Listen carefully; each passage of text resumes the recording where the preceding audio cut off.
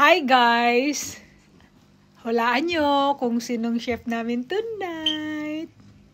Alam niyo ba kung anong aming lulutuin ngayong dinner? Si Kuya pala, hindi ako. Ay arayos. Sa Bisaya, arayos. Ano yung arayos? Basta.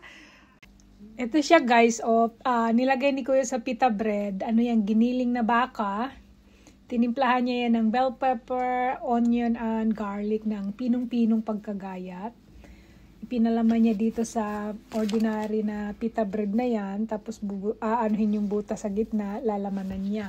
Papakita ko sa inyo guys. Ito kasi gawa na eh. So, ayan.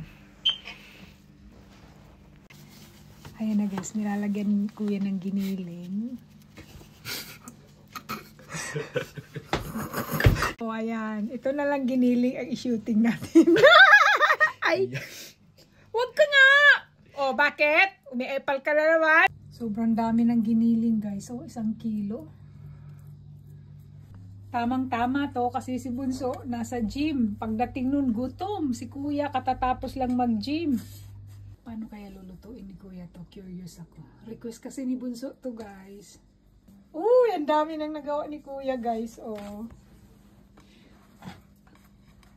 Wow. 2 plato.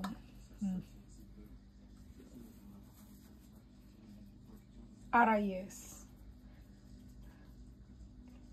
Hindi ba arano? Amor. Ang corny talaga. Arayes, arano. Na, ayan. Ayan na guys, iluluto na ni Kuya. Pinitrito na siya, oh. Sarap. Asan yung tinry mong tira na laman? Wala? Okay. Sarap guys.